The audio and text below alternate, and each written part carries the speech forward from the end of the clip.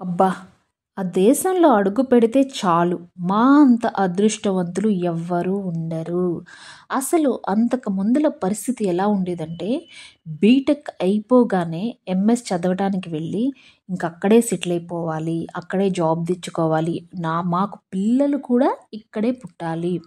ఇప్పుడు అయితే కొన్ని రిచ్ ఫ్యామిలీస్ ఎంఎస్ ఎందుకు అసలు ఇంటర్ అయిపోగానే బీటెక్కే అక్కడ చదివిపించేస్తే సరిపోతుంది. ఎన్ని కోట్లు అయినా సరే కట్నం ఇచ్చి మా అమ్మాయిని ఆ దేశంలో ఉన్న అబ్బాయికే ఇచ్చి పెళ్లి చేయాలి.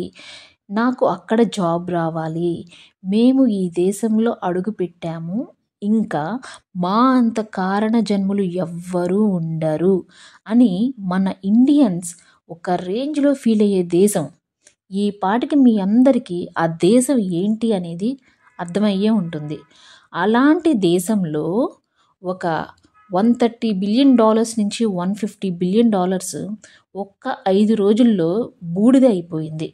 అది కూడా మొన్న మంగళవారం అంటే జనవరి 7th స్టార్ట్ అయ్యింది ఈ ఫైర్.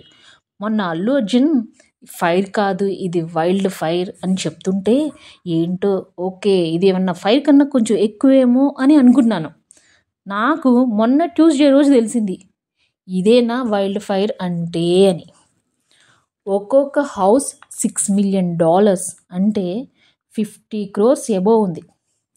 ఒక 50 crores ఎబో విల్లా అంటే మరి దానికి తగినట్లు ఒక 20 crores కాస్ట్ అయినా మెయింటైన్ చేయాలి కదా. ఇంటి లోపల అట్లీస్ట్ ఒక 10 crores వాల్యుబుల్ థింగ్స్ అయినా మెయింటైన్ చేయాలి. కానీ ఇప్పుడు ఈ వైల్డ్ ఫైర్ ఎఫెక్ట్ వల్ల వాళ్ళంతా ఇల్లు, కార్స్, థింగ్స్ అన్నీ వదిలేసి ప్రాణాలతో ఉంటే చాలు అని వెళ్ళిపోయారు. ఇది మళ్ళీ ఎక్కడో కాదు జరిగింది, కాలిఫోర్నియాలో. ఈ కాలిఫోర్నియా స్టేట్ స్పెషల్ ఏంటి అంటే ఇక్కడ చలి ఉండదు. అక్కడికి వెళ్ళిన మన ఇండియన్స్ చెప్తారు సేమ్ మన ఇండియాలానే వెదర్ ఉంటుంది, చలి ఏం ఉండదు. కాకపోతే మన ఇండియాలో వర్షాలు పడతాయి, కాలిఫోర్నియాలో వర్షాలు పడవు అని అక్కడికి వెళ్ళిన ప్రతి ఇండియన్స్ చెప్తారు. మన వాళ్ళు కాలిఫోర్నియాలో ఉండడానికి కూడా ఇష్టపడతారు. సో వర్షాలు ఎటు ఉండవు కాబట్టి ఏమైందంతా ఫుల్ డ్రై అయిపోయింది. ల్యాండ్ అంతా ఫుల్గా డ్రై అయిపోయి ఇక డ్రై అయిపోయి ఉన్నటువంటి ల్యాండ్ మండిపోవడానికి రెడీలో ఉంది. ఆ ల్యాండ్ కానీ ట్రీస్ కానీ ఇంకా ఒక హాలీవుడ్ థ్రిల్లర్ మూవీ మనకి ఎండింగ్ వరకు రీజన్ ఏంటో తెలియకుండా చూస్తూనే ఉంటాం. అలానే ఈ వైల్డ్ ఫైర్ ఎలా స్టార్ట్ అయ్యిందో కరెక్ట్ రీజన్ ఇంతవరకు కూడా తెలియలేదు. కానీ మొత్తం బూడిదైపోయింది. ఇది చరిత్రలో కని విని ఎరుగని విధంగా మొన్న ట్యూస్డే స్టార్ట్ అయ్యి సాటర్డేకి $150 బిలియన్ నష్టం వచ్చింది. ఆ ఫైర్ అలా స్ప్రెడ్ అవుతూనే ఉంది. ఆ వైండ్ అనేది 100 km/h అంత స్పీడ్లో ట్రావెల్ చేస్తుంది.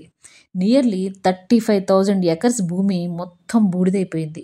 12,000 హౌసెస్ కాలిపోయాయి.